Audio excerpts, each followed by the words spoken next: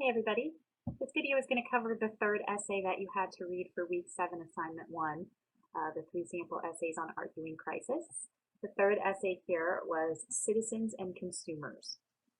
So the first question that you had to answer, it says, explain how Edmondson responds to opposing positions or perspectives and describe specific passages in which she counters or concedes. I'm not sure that she concedes very much at all. Um, um, what I noticed is, for instance, on page 226, she talks about, how most people assume that those big box stores are going to bring variety because they offer more selections, and that they're going to add to the local culture when they come in. But then she counters this. She gives examples of how that actually doesn't end up happening. She then talks about how people think that big box stores will help with jobs. They're going to bring in more jobs, right? She counters this as well and shows how that really doesn't end up happening, or at least in the long run. I mean, they might actually succeed in providing more jobs, but she shows how that's not actually as good of a thing as it sounds at first, how it ends up not being very successful. And then she tackles the opposing viewpoint.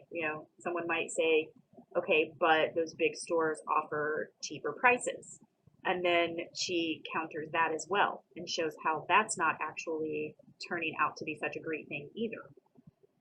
So she does engage the opposition quite a bit in the first half of the essay, and she counters every opposing viewpoint. She really doesn't concede to it much at all.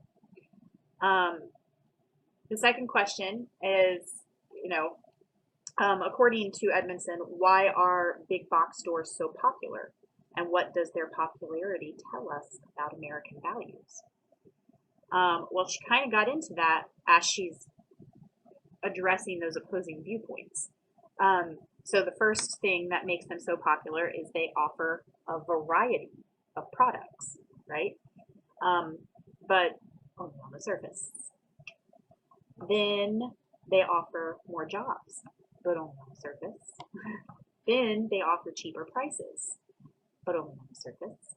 And then they offer convenience, right? So those are the 4 reasons that she kind of points out as to what makes those big box stores so popular among Americans when they come into smaller towns. Because we get excited, we think we're going to have so many more options, to buy from. They're going to bring in jobs, it's going to help the economy grow. They're going to offer cheaper prices. That's great.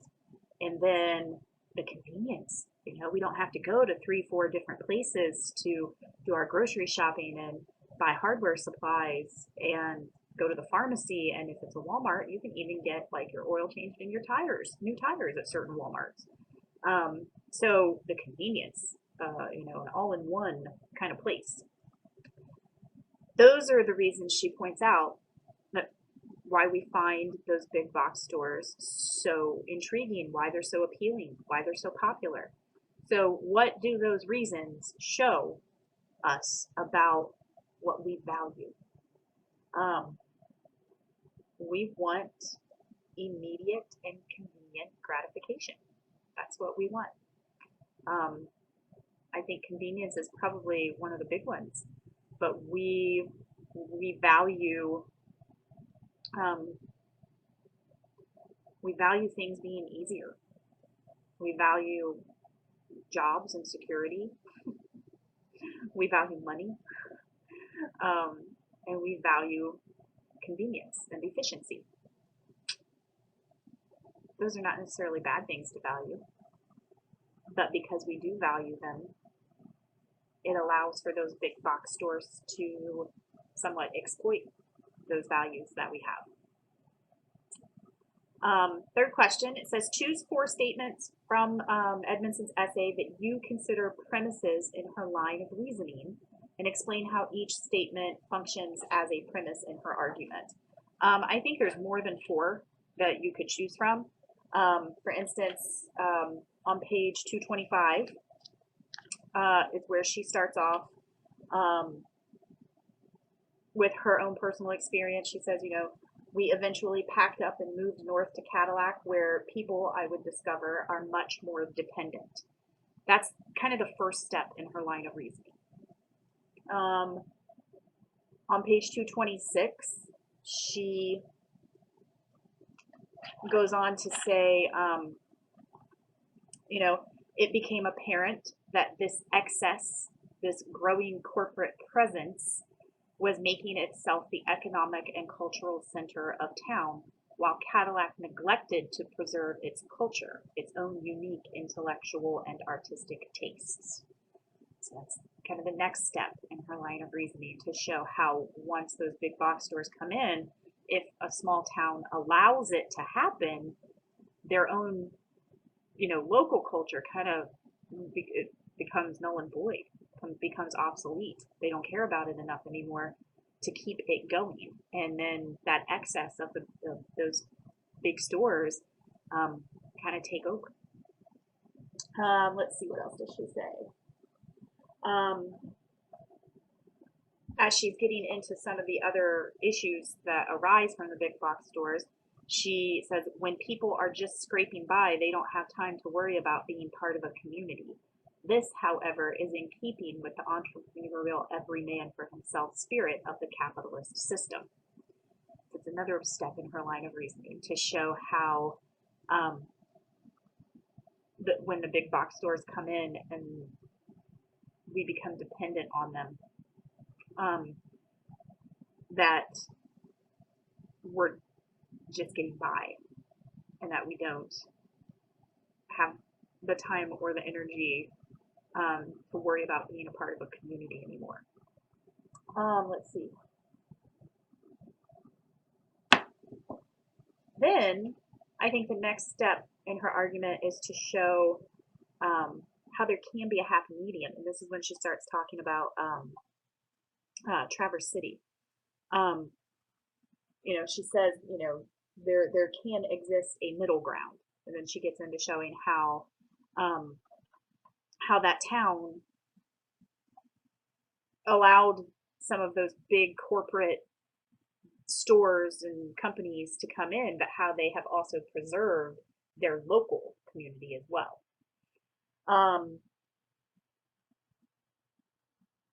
She then, I think another step in it, she goes on to say, again, about people just getting by, how they're largely focused on getting by and not on bettering themselves, but the jobs that they get are just jobs, so to get the paycheck, and they don't necessarily offer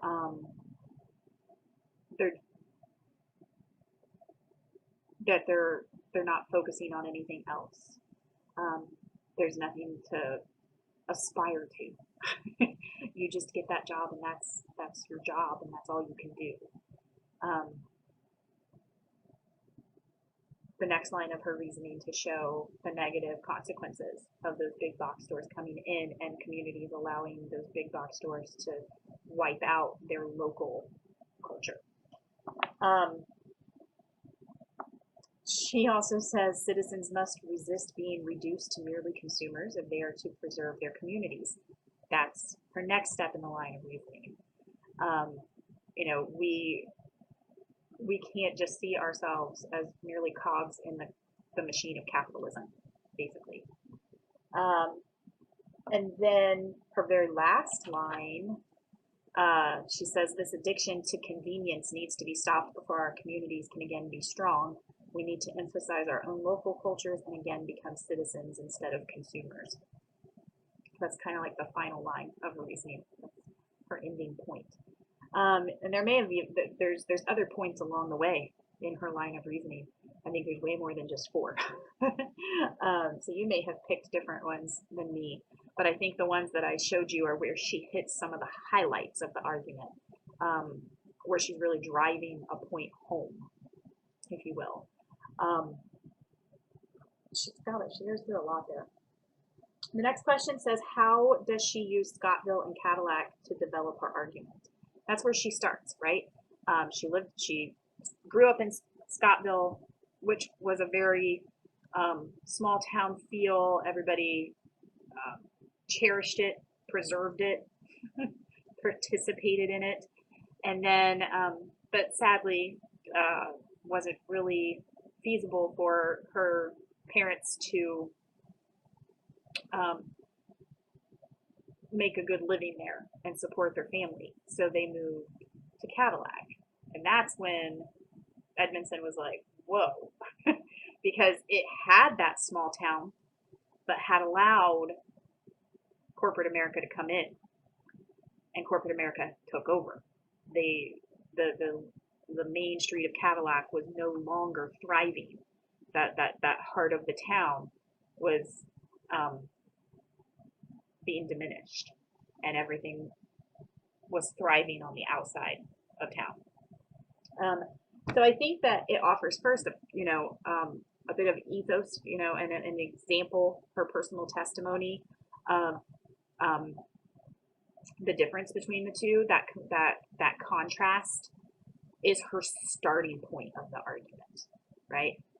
How could they be so different? They're not geographically that far from each other. So why the stark contrast between the town she grew up in and this new town that she had just moved to? That allows her to delve into the argument and start uncovering the reasons for the stark difference. And it just helps her establish the crisis. That's her starting point. The next question, so it says, what values underlie Edmondson's statement? It became apparent that this excess, this growing corporate presence, was making itself the economic and cultural center of town, while Cadillac neglected to preserve its culture, its own unique intellectual and artistic tastes. So what values are lying beneath the surface of that statement? That's what the question is asking you. Well, I think there's the value of community, the value of creativity and intellect, the value of independence, the value of self-respect. And this isn't a value that was necessarily listed in that chart on the chapter on values and assumptions in the textbook, but I think it is something that we do value, even though our actions don't always show that we value it. We do seem to, there is a value for moderation, everything in moderation, right? Even though, like I said, we fall victim to the culture we live in, and then we forget about moderation and we go to excess. And then when excess starts to be a problem, we try to pull back, and then we remind ourselves that everything in moderation, right? But we forget that. But I think deep down, it is something that we do value. And certainly I think it's something that she's saying we need to value.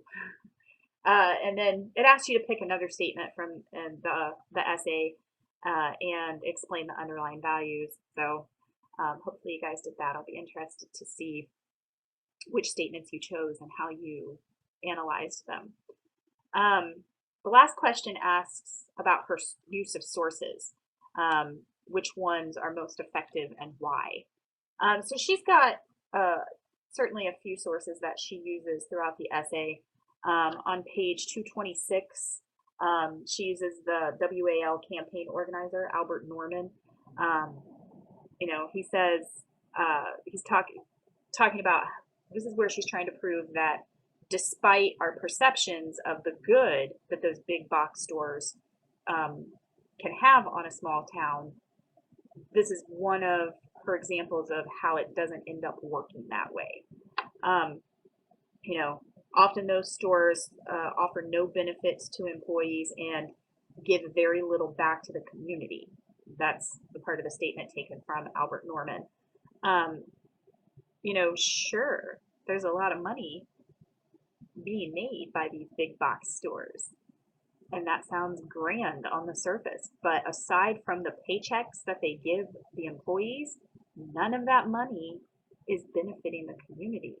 It's not staying there locally, right? So all of the profits that a Walmart makes, they're not going back into your small town. those profits are going back to Walmart. So I thought that was a pretty convincing use of sources right there to help back up that point that it's really not as lucrative as it seems on the surface to bring in those big stores.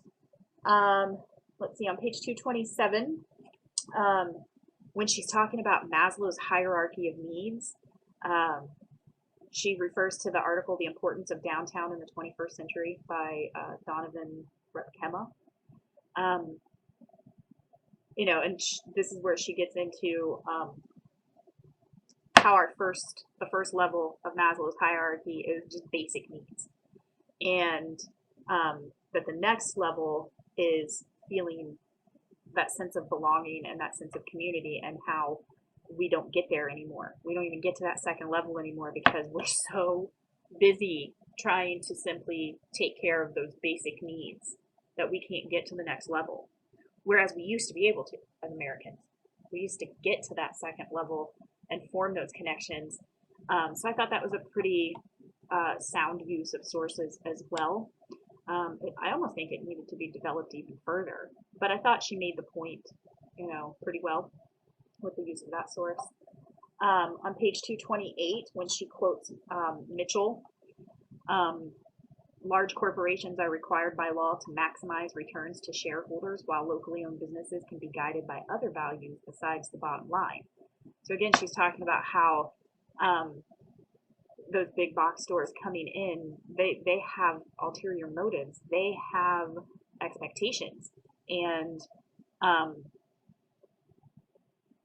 that money's not going to, they have to make decisions based on the bottom line because they answer to shareholders, to stock owners. And whereas, a small business owner, they're local in the community, they don't have to make decisions simply based on the bottom line. They can make decisions just because it's what's best for the community, perhaps. So I thought that was a pretty convincing use of sources. And there's others that you may have pointed out as well. This is another essay that really made me stop and consider how life is these days. And I think that there are towns that are trying to get back some of its local flavor, if you will, but you can definitely see that it has happened, even in this area where we are. I grew up in Mason. Man, is it totally different now than what it was when I was in school. Parts of it are completely unrecognizable. But on the other hand, totally recognizable because it's just the same that's happened to every other, thriving small town that you go to these days. It all ends up looking the same. Same stores, same everything practically. Same kind of layout, same kinds of neighborhoods and houses, and nothing's unique anymore. And I think Mason, I don't live there now, but I live pretty close, and my mom still lives there, and my in-laws still live in Mason. I think you can see how they're trying desperately to still retain some of that small town feel. I don't know that it's enough to overpower the consumerism that has come through, but they're trying. But I do think that even in the suburbs, where those small towns were doing really well, and everybody felt connected, felt like they were a part of the local community, you don't have that very often anymore. I mean, heck, a lot of people don't even talk to their neighbors anymore. So I think there's something to be said for the effect that she's highlighting. I don't know that all of us have thought about the causes for all of this happening. A lot of us want to blame it on the pace of life and all these other things, social media disconnecting us, technology disconnecting us.